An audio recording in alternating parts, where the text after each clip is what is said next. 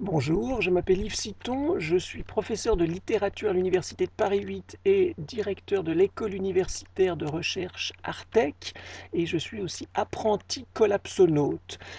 Avec quelques camarades, on va organiser un colloque à Cerisy sur les angles morts du numérique. Alors ces camarades sont beaucoup plus sérieux que moi. Il y a Vanessa Nuroc qui est professeure aussi à Paris 8 et chaire UNESCO pour les questions d'éthique du vivant et de l'artificiel. Il y a Marie Lechner qui est spécialiste des questions d'art numérique et qui travaille pour la Gaieté Lyrique. Il y a Anthony Mazur qui est directeur de recherche à la HED de Genève, la Haute École pour l'art et le design de Genève, et il y a Olivier Lecointre qui est coordinateur du cercle des partenaires de Cerisy. Donc tout ça, c'est des gens plus sérieux que moi, un peu moins collapsonautes, mais ensemble, on va essayer donc d'organiser une semaine de réflexion à Cerisy dans des conditions assez spéciales. Maintenant, j'enregistre ceci en début avril. On a un virus, un tout petit virus qui est en train de paralyser une très très très grosse économie mondiale avec 3 milliards de personnes qui sont cantonnées chez elles. Donc ça c'est un tout petit virus. Vous vous rappelez peut-être d'un volcan, un volcan islandais, pas très grand non plus, qui avait paralysé aussi la mondialisation avec un peu de fumée.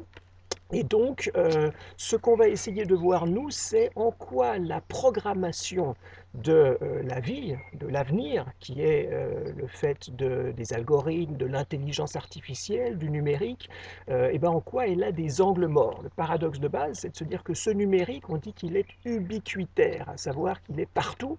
Il est dans des caméras qui filment ce qui se passe dans nos rues, il est dans nos téléphones portables qui dénoncent les endroits où on se promène, qui peut capter toutes nos conversations, et donc, pardon, il est partout, il nous fait tousser aussi, il est partout ce numérique.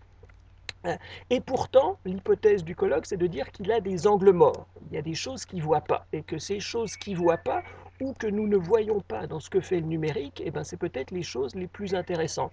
Là, on savait qu'il y avait des épidémies, on savait qu'il y avait des marchés animaux en Chine, on savait qu'il y aurait des vagues qui viendraient de la Chine ou d'ailleurs.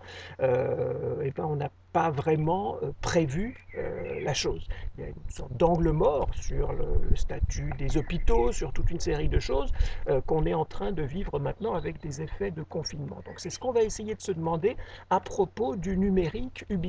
Qu'est-ce qu'il ne voit pas? Alors qu'est-ce qu'il ne voit pas? Ça va être des questions écologiques d'abord. Qu'est-ce qu'on ne voit pas en termes de production d'électricité, en termes de ce que la 5G risque de causer de façon absolument insoutenable dans la multiplication des données? Ce qu'il ne voit pas aussi, ou ce qu'il voit difficilement, ce sont des conséquences éthiques en termes de liberté individuelle, liberté collective aussi. Là, on commence à le voir avec ces affaires de traçabilité. Forcément, c'est merveilleux qu'on puisse se faire tracer parce qu'on peut voir comment circule le virus, mais qu'est-ce que ça implique en termes de la traçabilité de citoyens potentiellement subversifs ou qui aimeraient pouvoir au moins avoir la possibilité d'être subversifs sans se faire tout de suite neutraliser dans leur subversion.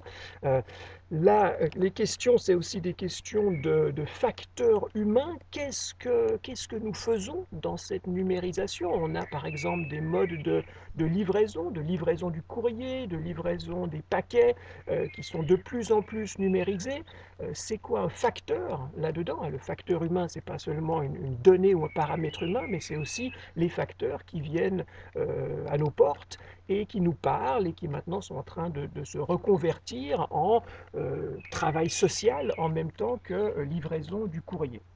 Donc toutes ces questions, questions de santé forcément, questions d'éthique, questions d'écologie, on va essayer de les discuter ensemble avec des publics assez mêlés. Donc il y aura des universitaires plus sérieux que moi qui vont venir nous éclairer, il y aura des artistes qui vont venir essayer d'ébranler un petit peu les certitudes des universitaires, on aura des responsables d'entreprises qui vont venir nous donner des vrais problèmes qui se pose à eux dans leur travail, dans la façon dont ils essayent de fournir des services à nos sociétés. Ils font des études, ils sont aussi chercheurs que les universitaires dans les études qu'ils font pour essayer de comprendre ce qui se passe et d'anticiper ce qui va se passer, mais en même temps, ils le font de perspectives différentes.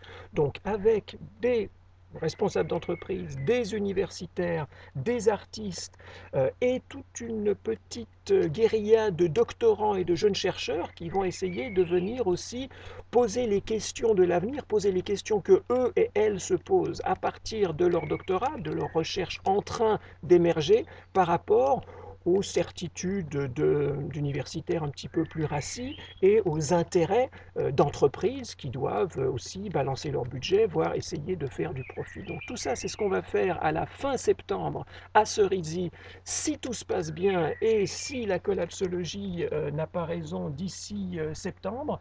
Donc on va essayer de collapsonoter ensemble, de naviguer jusqu'en septembre en espérant qu'on pourra se retrouver là-bas pour discuter ensemble de toutes ces questions et essayer à la fois de mettre en place des connaissances, d'ébranler des certitudes et de naviguer un petit peu sur ces terres assez imprévisibles. Merci à vous pour votre attention.